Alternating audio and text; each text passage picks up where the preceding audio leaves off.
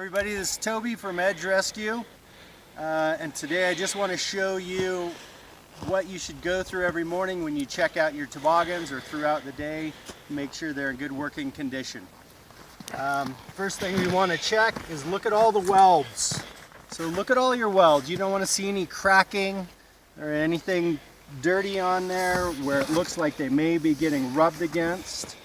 So check the welds, check the straightness of the bars to make sure they're straight. Have they been bent? Have they been damaged or compromised in some way? You want to check and make sure that you have a attached chain brake and that these quick links that attach it are tight. This handle, it has our toolless, or this set of handles has our toolless removable handles. So we want to make sure that this is tightened down good and that the carriage bolt is set in. And we want to check that throughout the day.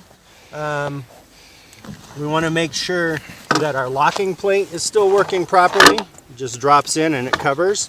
This little simple cord keeps the locking plate from getting damaged out here. That's not going to be good for it, so we want to make sure that's in working position. The cord behind keeps it from getting pushed too far down into the toboggan. You want to make sure you have a locking pin that comes up and locks in. And if this is just too loose, if you don't have enough friction to hold that in, very simple little granny nut, just advance that granny nut a little bit further up and you'll have the tension that you need. Make sure your straps are attached properly. These on this toboggan, because this is an Ultra, are riveted on. Most of our toboggans are bolted, so make sure, do I have both nuts on the footman loop? So make sure your straps are in good working order. And we have everything there. Make sure that your tail rope is securely tied on. I prefer tied on as opposed to clipped on, because clipped on, I found that people will take a tail rope off and not return it to the toboggan. We use a follow-through figure 8 to securely attach that on. Anybody that climbs is going to know how to use that, and it only attaches right here on this rear belay attachment. Make sure that your side handles are all attached firmly and they don't have any cuts in the polypropylene. Then we want to flip the toboggan over. So we want to check to make sure that our skigs are securely fastened and that they're clean. You don't want any ice or rime buildup on them. If it feels bumpy, take your scraper, scrape that off. You want to make sure that your runners and the rest of the surface is nice and clean and scraped. If it's rough, it's just going to be more difficult for you to move that toboggan down the hill because you're going to have all this friction and it just won't slide properly.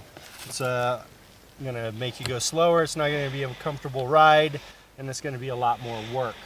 You're also looking throughout the hole, you're looking for any cracks, dings, dents, chips in the gel coat.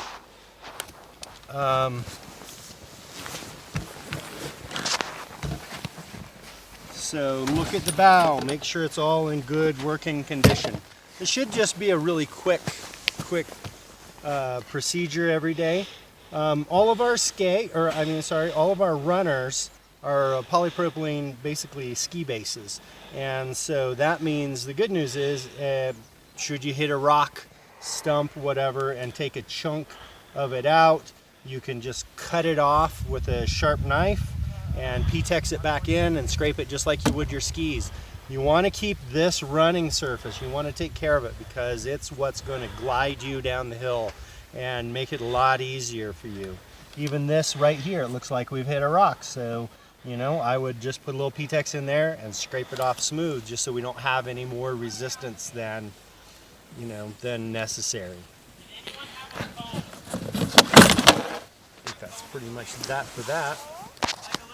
Unless you want to continue up here. So we're going to make sure that the locking plate locks in and that the hole aligns.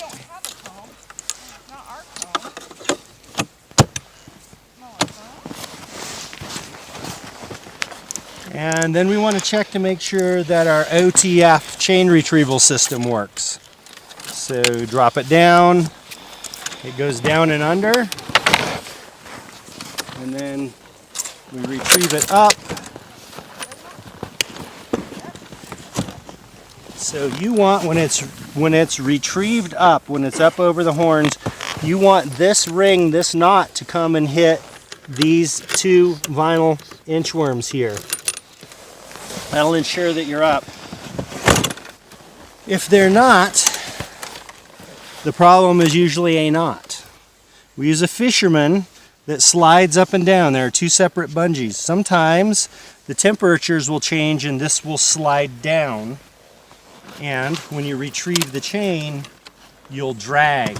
One side will list down. And sometimes it just doesn't retrieve out very well. So to fix that, the bungee that comes up from this side and goes all the way through is a continuous line from here to there. And then we have a small line that comes up and ties on with that double fisherman. So to adjust it, you just want to slide this, just grab it and slide it up to where it pulls up. Okay, we're up good and tight there. And then you're just going to take your Leatherman or another device and just give that double fisherman a good cinch to make sure it's nice and tight, and you should be good to go. We like that. We like to use the double fisherman and have it slide because temperature changes, and it changes and affects the way the bungee reacts. So it's really important to leave this as a fisherman that slides up and down, and therefore it's just quickly adjustable. But you don't get caught in a situation where it's tied on with some funky knot and you can't adjust it. So